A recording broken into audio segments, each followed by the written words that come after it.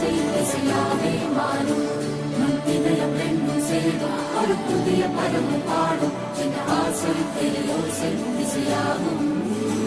இந்த திருமண கொண்டாட்டம் நம்